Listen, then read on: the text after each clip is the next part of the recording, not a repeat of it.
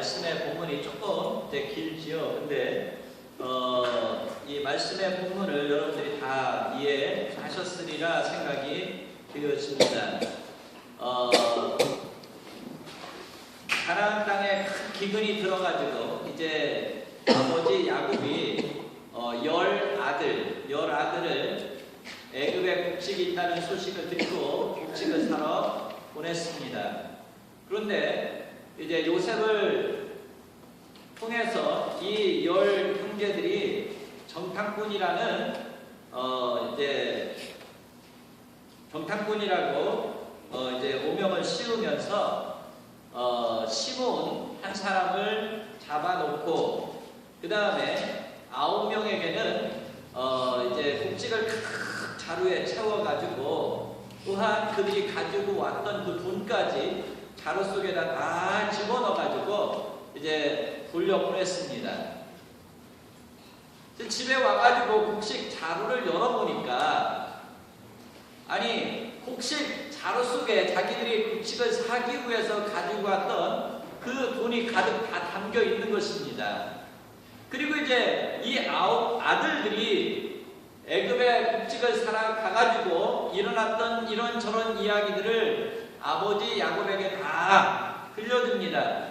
그러면서 이제 다시 곡식을 사러 올 때에는 막내 아들 베냐민을 꼭 데리고 와야만 계속적으로 무역이 이루어질 수 있다. 이렇게 이제 그 애굽의 총리가 말을 했다는 것입니다. 그래서 이제 이 야곱에게 아주 근심이 생겼습니다.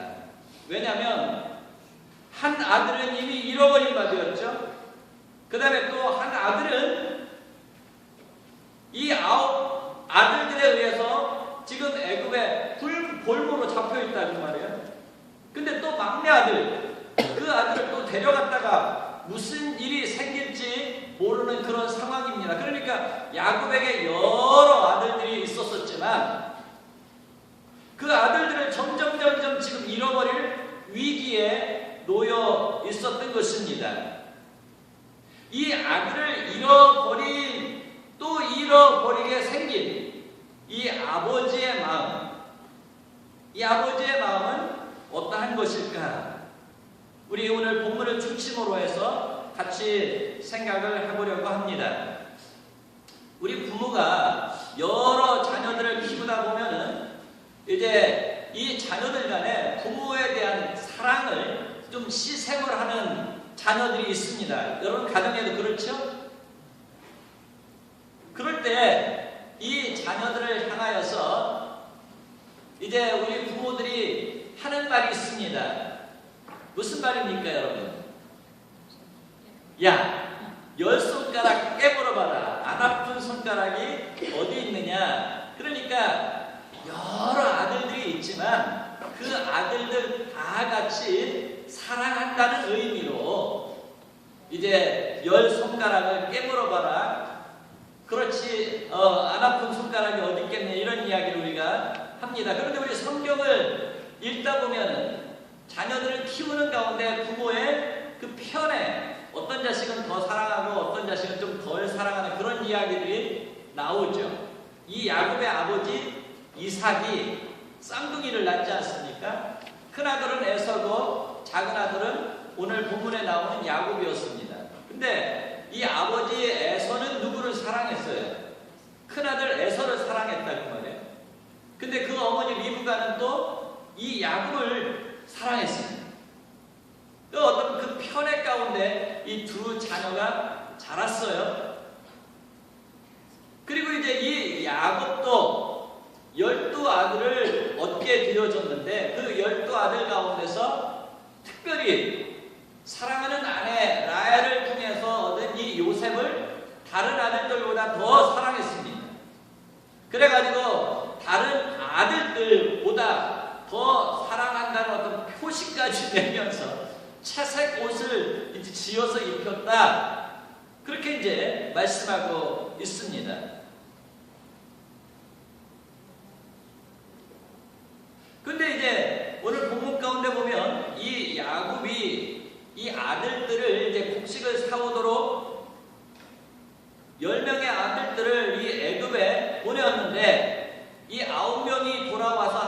이야기를 듣고 이 아버지 야곱이 망연자실을 한다는 거예요.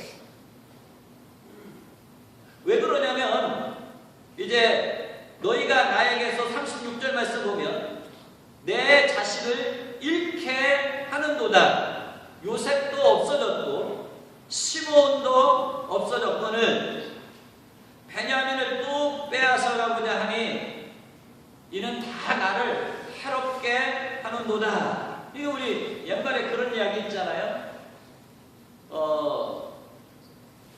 자라 있잖아요. 여러분 자라 아시죠? 자라 보고 놀랜 가슴 또 소뚜껑 그거 뭐예요? 놀랜다는 그런 얘기가 있다는 거예요. 근데 이미 사랑하는 아들 이 요셉을 잃어본 경험이 아픔이 있는 아버지예요. 근데 또 둘째 아들 시므온을 또 잃게 생겼습니다. 그런데다 또 막내 아들 또 빼앗길 그런 위기 가운데 놓여져 있었던 것입니다.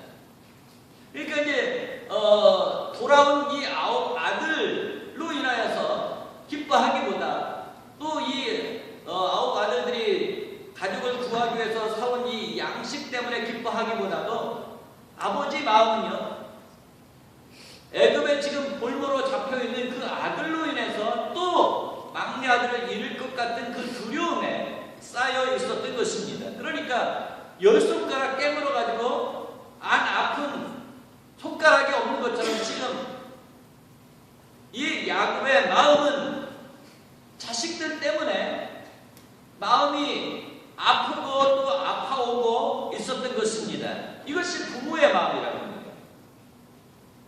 그런데 이런 이 자식에 대한 이 부모의 마음을 잘 표현하고 있는 성경 말씀들이 있습니다. 이 말씀들을 통해서 우리를 향한 하나님의 마음, 우리를 향한 하나님의 자녀들을 향한 하나님의 마음이 어떤 것인가 하는 것을 같이 생각을 해보면서 하나님께서 주시는 은혜들을 나누고자 합니다. 우리가 26절부터 36절 말씀까지 보면 자식을 향한 아버지 야곱의 마음이 어떠한 것인가를 우리가 알 수 있습니다. 야곱은 자식들을 많이 낳았지만 이 모든 자식들이 서로 사랑하면서 서로 잘 살아가기를 원했습니다.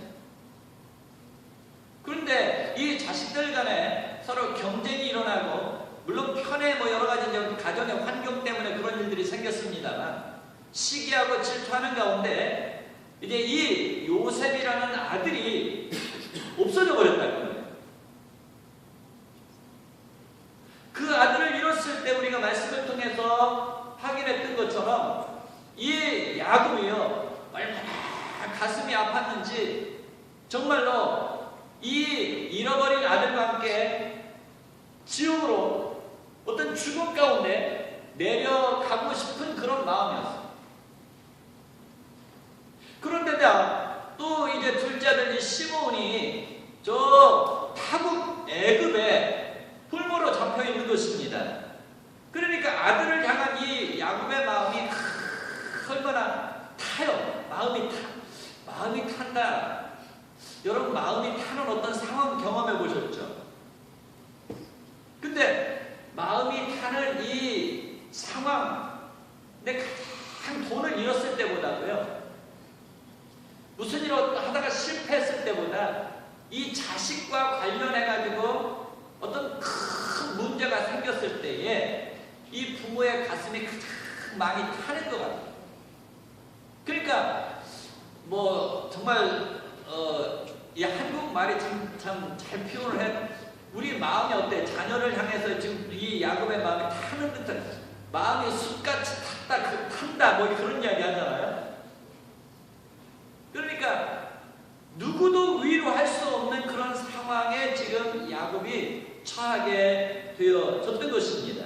근데 이 잃어버린 자녀를 향한 하나님 아버지의 마음을 우리가 누가복음 15장에 보게 되어지면 여러 가지 비유를 통해서 하나님께서 예수 그리스도를 이 땅에 왜 보내셨는가 하는 것을 우리에게 말씀을 해주시고 있는데, 그 누가복음 15장에 보면 우리가 잘 아는 것처럼 탕자의 비유가 나옵니다. 한 아버지에게 두 아들이 있는데, 막내 아들이 아버지의 재산을 가지고 타국에 가가지고 탕진합니다. 그리고 완전히 이제 거짓골 신세가 되었는데 자기 자신을 돌아보니까 너무 처량하다 그 말이에요. 그래서 아버지에게 돌아가고 싶은 마음이 생겼습니다. 그래서 염치를 불구하고 이제 아버지에게 돌아가는데, 아버지는 이 아들이 가면서 걱정합니다. 자기 모습이 너무 변했기 때문에 아버지가 나를 알아볼 수 있을까? 그래도 아버지 집에 가서 종살이하는 것이 지금 이대로 사는 것보다는 낫겠다 싶어서 아버지에게 나아갑니다. 근데 아버지는 이 아들이 나간 그 날부터 어때요? 아들이 돌아오기만을 기다리고 있었다고. 먼 발치에서 아들이 옵니다. 완전히 행색이 변했습니다. 그럼에도 불구하고 아버지는 아들을 한눈에 알아봤다. 저희들이 이 세상에 살면서 어떠한 모습으로 어떠한 처지에 놓여 있든지 우리가 하나님 아버지께로 나아가고자 하면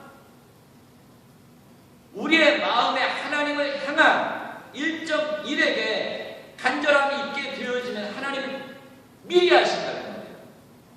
미리 하시고 하나님께서 먼저 탕자의 아버지가 아들이 오는 것을 보고 달려와가지고 내 아들아 하면서 안아주는 것처럼 하나님께서 우리 한 사람 한 사람을 그렇게 안아주시고 우리에게 은혜를 베푸시고 우리와 늘 함께 하시기를 원하시는 것이 아버지 마음, 하나님 아버지의 마음.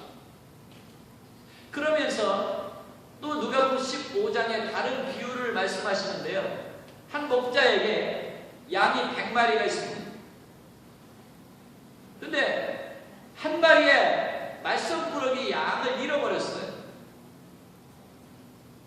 근데 이 목자가 어떻게 했겠느냐 하는 것입니다. 이 목자가 아홉 마리를 우리에 다 놓고 잃어버린 한 마리 양을 찾아서 헤맵니다. 그러다가 이제 잃어버린 그 양, 가시덤불에 끼어있는 그 양을 건져내서 이제 어깨에 메고 기쁨 가운데 99마리 양에게로 와서 이웃들을 불러가지고 큰 잔치를 베풀었다. 다시 말하면 하나님은 잃어버린 한 영혼이 하나님께 돌아오는 것을 이렇게 기뻐하신다는 거죠. 이렇게 원하신다는 거죠. 그러니까 하나님에게는 하나님의 자녀들이 많을지라도, 야곱에게 지금 야곱의 자녀들이 많을지라도 자기 품 안에 있는 자녀들도 귀하지만 한 아들을 잃어버렸을 때 이 야곱의 마음이 얼마나 아팠겠는가. 더군다나 아들 가운데 가장 지극정성으로 사랑을 쏟았던 그 요셉을 잃어버렸을 때에 이 야곱의 마음이 얼마나 아팠겠네요. 이런 큰 자식을 잃은 아버지의 상처가 있는 이 아버지에게 또 다시 다른 아들을 잃어버릴 판입니다. 그래서 이제 이 야곱이 36절에 이 자녀들을 향하여서 뭐라고 지금 말을 하고 있냐면은, 너희가 나에게 내 자식을 잃게 하는도다. 너희들이 그곳에 가서 왜 우리 가족 이야기를 이렇게 다 해가지고 이런 우환이 생기게 했느냐는 것입니다. 그러므로 이제 어떠한 상황이 있더라도 내가 내 자식들을 더 빼앗길 수는 없다. 그래서 차라리 굶어 죽을지언정 내 자식 이 베냐민을 내어놓을 수가 없다.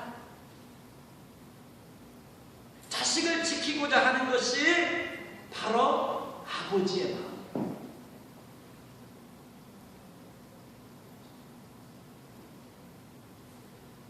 이 부모와 자식 간의 관계는요, 하나님이 내려주신 관계이기 때문에 천륜이라고 해요. 천륜. 그러니까 이 부모 자식 간의 관계는 절대 끊어지지 않는다는 거예요. 아무리 끊어내려고 해도 끊어내지지 않는 것이 아버지와 부모와 자식 간의 관계라는 거죠.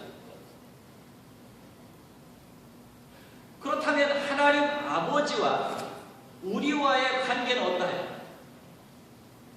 우리 육신의 부모와 우리 자녀들과의 관계가 천륜이라고 그러는데, 우리 하나님 아버지와 예수 그리스도를 통해서 하나님의 아들, 딸 되어진 우리와의 관계는 어떨까요? 이사야가 43장에서 49장에서 이렇게 표현을 하고 있습니다.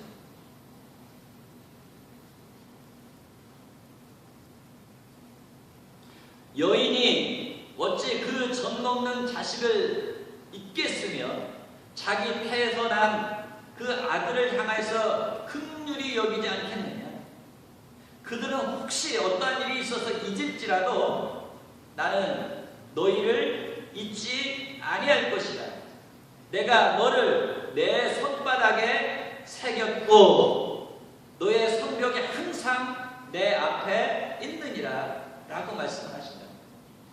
이게 무슨 말씀이냐면, 지금 야곱의 자식들을 굉장히 사랑합니다.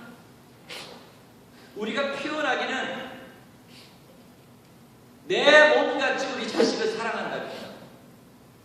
그런데 야곱이 요셉을 잃었을 때 사실 요셉을 따라서 죽고 싶은 마음은 있었어요. 그런데 요셉을 찾아 자기의 품 안으로 끌어안기 위해서 자기 생명을 내놓지는 못했다고. 시몬을 사랑합니다. 결코 잊고 싶지 않습니다. 그런데 시몬을 자기 품 안으로 다시 끌어안기 위해서 자기가 자기 목숨을 던져가지고 이 시몬을 구할 능력이 없는 거예요. 베냐민 사랑합니다. 그런데 역시 마찬가지. 그런데 하나님 아버지는 어떻게 하셨어요? 하나님 아버지는요, 우리가 하나님에게서 떠나 있을 때, 잃어버려졌을 때에 자기 자신을 내놓았어요. 자기 자신을 이 땅에 우리를 위해서 오셨고, 또요, 우리를 건져내시기 위해서 스스로 자기의 생명을 내놓으신, 십자가에 못 박혀 죽으신, 그리고 우리를 다시 우리 대신 모든 죄짐을 담당하시고 나서 우리를 자기 품으로 품으신 분이야. 그래, 하나님 아버지는 저와 여러분을 자기의 생명으로 어떻게 하셔요? 다시 얻은 자. 자기의 생명으로 다시 얻은 자. 그래서 이 부모와 자식 간의 관계가 철저 하나님이 맺어준 관계라는 거예요. 하나님과 저희의 관계는 어때요? 영원한. 그래서 하나님께서 저와 여러분을 결단코 무엇도 놓을 수도 없고 끊을 수도 없다라고 로마서 8장에 강력하게 우리에게 말씀합니다. 이것이 하나님 아버지와 저와 여러분의 관계인 줄 믿으시기 바랍니다. 아멘. 이런 하나님 아버지의 마음을 저희들이 헤아릴 수 있어요. 하나님 아버지의 마음이, 우리를 향한 하나님의 마음이 어떤 것인가? 이것을 우리가 좀 신앙생활하면서 깊게 헤아려 갈 수 있어야 된다. 하나님의 마음을 헤아리는 자녀는 어떻습니까? 부모의 마음을 헤아리는 자녀는 부모의 말씀에 귀를 기울입니다. 부모의 말씀에 순종합니다. 그런 것처럼 우리 하나님 아버지의 마음을 헤아리는 저와 여러분은 하나님의 말씀에 순종해서 하나님 아버지에게 기쁨과 감격을 드리는 저와 여러분 되실 수 있기를 진심으로 축원합니다. 그 다음에 우리가 42절부터 42장 34절부터 38절의 말씀을 보면 이제 곡식이 떨어질 때가 됩니다. 그래가지고 이제 곡식을 또 다시 사러 가야 할 상황이 놓였습니다. 그러니까 자식들이 아버지 눈치를 봅니다. 아버지 11아들들이 집안들이 다 살다 보니까 어느 텐트는 자식들이 우리 정확하게 모르겠어요. 어느 자식에게 어떤 곡식이 더 많이 떨어지고 뭐 어쩌고 됐는지 모르지만 하여튼 서로 눈치 봅니다. 그러면서 이제 곡식을 또 다시 살아갈 때가 되었습니다. 그런데 아버지는 결단코 이 베냐민을 내놓을 생각을 않는 것입니다.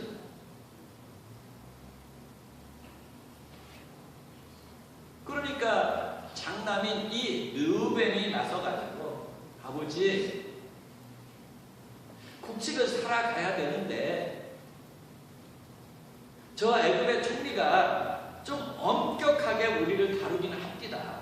그런데 좋은 사람 같습니다. 그러니 우리에게 베냐민을 내어주시면 베냐민을 데리고 가서 우리들의 말이 모든 것이 진실이라는 것을 밝히고 그 다음에 곡식을 또 사오도록 하겠습니다. 그리고 이 돈도 다 갖다 주면 우리가 얼마나 진실한 사람인지 증명이 되지 않겠습니까? 그러니 아버지 베냐민을 우리에게 맡기십시오. 그리고 만약에 저희들이 가가지고 곡식을 사다가 베냐민을 만약에 못 데려오게 되어진다면 아버지 저에게 두 아들이 있습니다. 이 두 아들을 아버지 마음대로 하십시오 하면서 이 장남으로서의 한 가정을 책임지고 자기를 희생해서라도 가족 전체를 살리고자 하는 이 르우벤이 아버지에게 한국하게 이야기를 합니다. 사실 우리 가정에 좀 이런 자녀들이 좀 있어야 되겠죠? 이런 자식들이 좀 있으면 부모 마음이 좀 든든할 것 같잖아요. 그런데 그렇게 간곡하게 르우벤이 아버지 마음을 울려서 가족 전체를 살릴 수 있는 양식을 좀 사러 가게 해달라고 말을 했는데 아버지의 마음이 끔찍합니다. 그러면서 도저히 이 베냐민을 내어 놓을 수 없다는 거죠. 왜냐하면 앞에서도 말씀을 드린 것처럼 자식을 한번 잃어버린 상처가 있는 사람은 그 상처가 너무 깊었기 때문에 또 다른 그런 상처를 어떻게 내가 감당할 수 있겠는가 하면서 마음의 두려움이 가득한 거죠.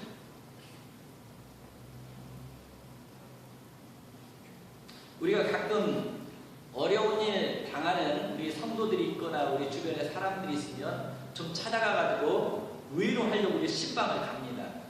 잖아요. 뭐 사업에 실패를 했다든지 가정에 어려운 일이 있다든지 뭐 누가 이렇게 우리 조길의 집사님처럼 사실 이제 어머님께서 소천을 하셨다든지 뭐 이런저런 일이 있을 때 우리가 가가지고 좀 신방을 해가지고 그 사람을 좀 위로하고 좀 격려해서 그 어려움과 그 슬픔을 잘 극복하고 일어날 수 있도록 우리가 신방을 가요.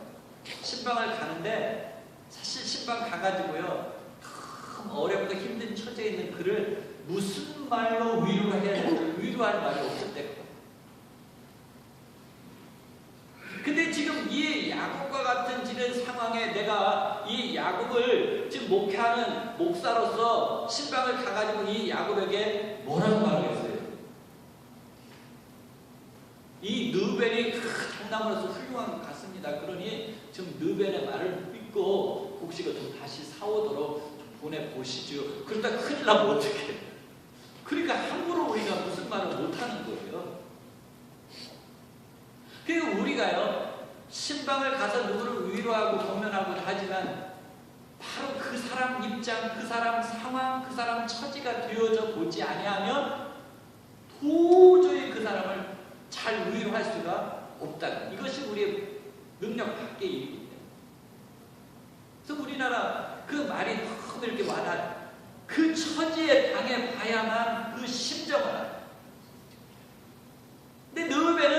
지금 아들만 키워왔지 아들을 잃어버린 아픔이 없는 아들이에요. 그러니까 이 두 아들이 만약에 이 베냐민 못 데려오면 두 아들 어떻게 해보십시오.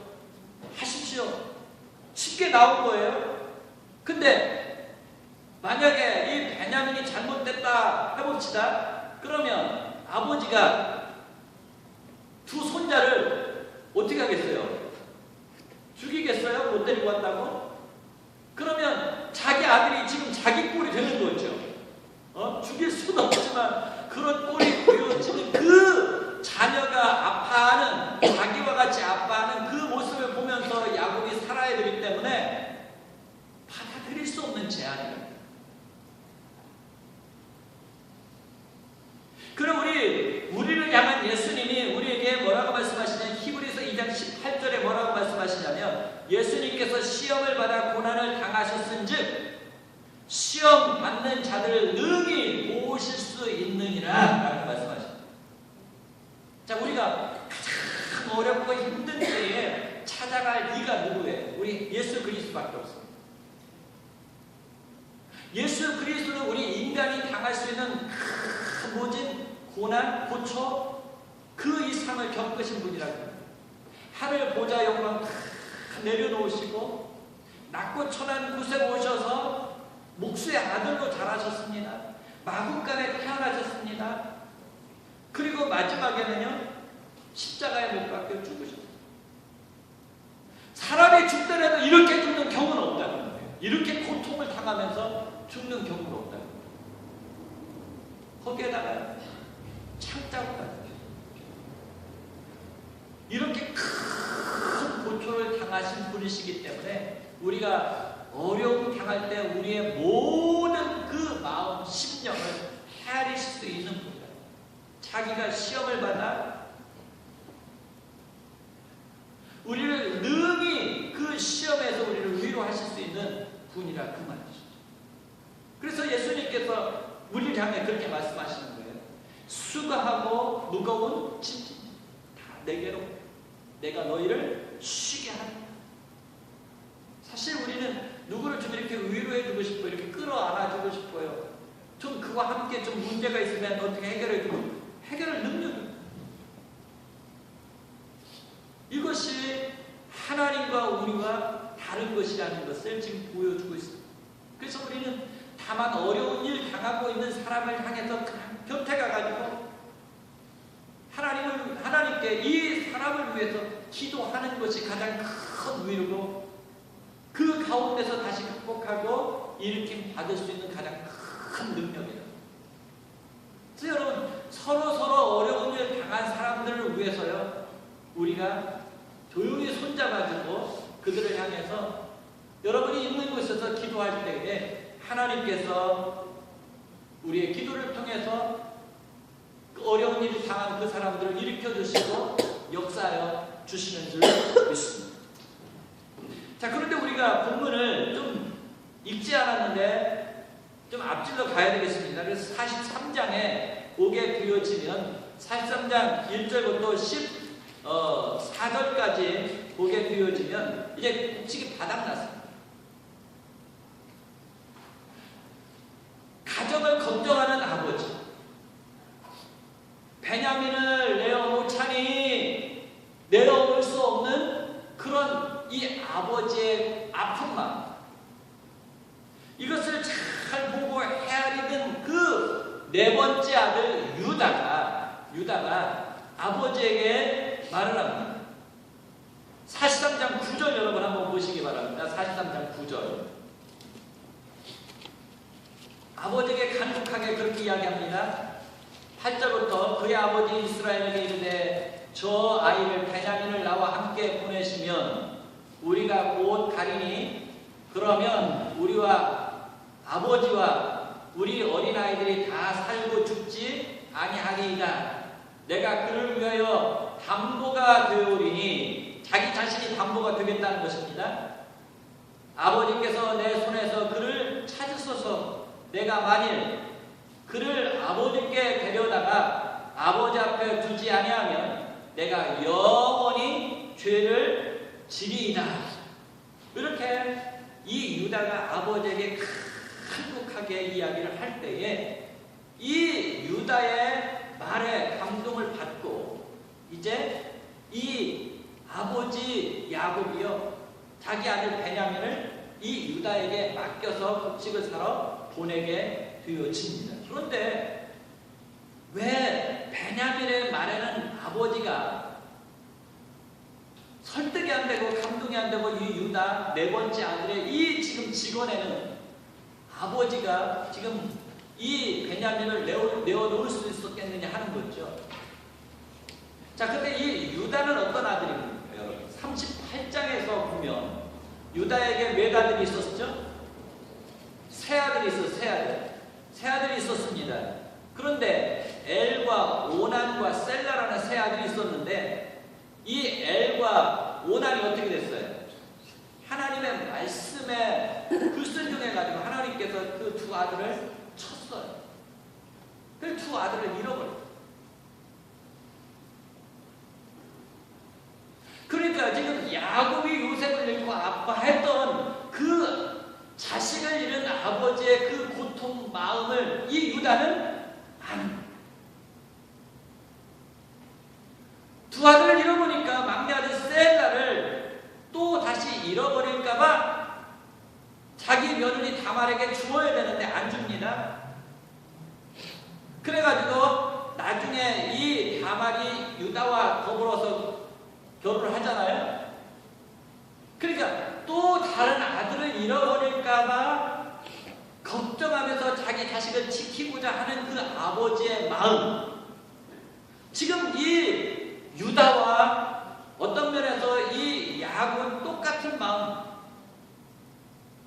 똑같은 그 동병상련의 그 마음을 가진 이 유다가 이 야곱에게 아버지, 만약에 막내 아들 이 베냐민을 데려오지 못하면 아버지 앞에 내가 영원히 죄인으로 살겠습니다. 아버지, 그러니 이 아들을 저에게 한번 믿고 맡겨주십시오. 그러면 반드시 아들을 데리고 오고 양식도 사오도록 최선을 다하겠습니다. 그러니까 이 똑같은 그런 아픈 경험들이 있었던 이 아들이 간곡하게 하는 말이기 때문에 이 야곱이 뭐라고 그러냐면요, 14절 가가지고 그렇게 기도하면 전능하신 하나님께서 그 사람 앞에서 너에게 은혜를 베푸사 그 사람으로 너희 다른 형제와 베냐민을 돌려보내게 하시기를 원하노라. 내가 내 자식을 잃게 되면 잃으리라. 그러면서 이 유다의 손에 베냐민을 맡겨서 어떻게 해요? 곡식을 다시 사오도록 많은 선물들을 준비해가지고 보내는 것을 보게 되어집니다.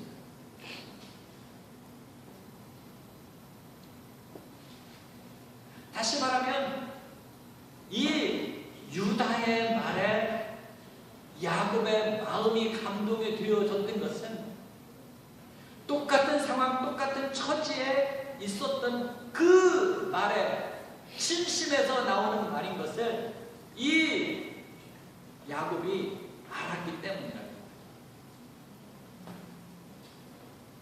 그러면서 이제 이 야곱은 어떻게 하죠? 유다의 말에 감동은 받았지만 유다가 책임질 수는 없다고. 그래서 하나님 앞에 부다.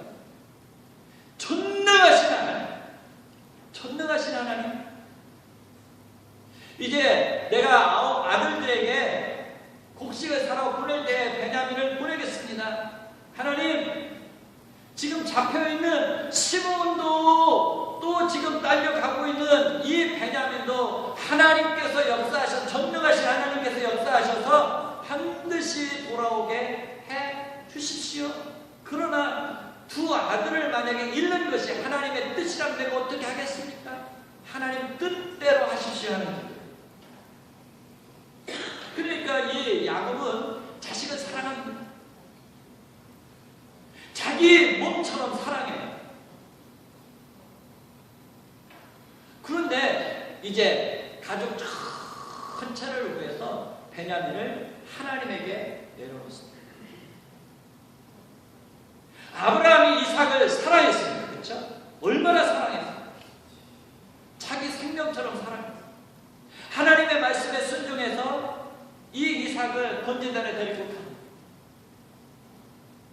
자기 육신적으로는 이 이삭을 하나님 앞에 맡기고 포기한 거예요. 그때 하나님께서 어떻게 하셨어요? 포기했던 그 아들을 하나님께서 다시 아브라함 품에 돌아오게 하셨다. 그런 것처럼 지금 이 야곱이 하나님에게 모든 것을 맡겨버린 거예요. 하나님, 나에게 많은 자녀들을 주셨는데 이 모든 것이 하나님의 것들이었습니다. 하나님께서 이제 하나님의 뜻 가운데 이 자녀들의 생명을 주관해 주십시오. 그래서 하나님 앞에 모든 자녀들의 생명을 내려놓는 기도를 할 때 어땠어요? 하나님께서 시므온도 돌아오게 하시고 베냐민도 돌아오게 하시고 장차는 누구도 돌아오게 하십니까? 요셉도 돌아오게 하십니다. 하나님은 전능하신 하나님이신 줄 믿습니다. 우리가 우리의 것을 지키고자 할 때 우리가 지킬 수가 없어. 그러나 전능하신 하나님의 손에 우리 모든 것들을 내려놓을 때에 죽은 것 같은 그 아들도 다시 이 야곱의 품에 안게 하시는 은혜의 하나님이신 줄 믿습니다. 그래서 우리가 하나님 앞에 내려놓을 때는 내려놓아요. 그때 하나님께서 또 다시 우리 품 안에 안게 하여 주시는 은혜와 축복이 있는 줄을 믿습니다. 우리 자녀들 너무 키우기 힘들어요. 더군다나 신앙적으로 하나님 앞에서 올바로 키우기가 너무 힘들어요. 우리가 해볼 수가 없어요.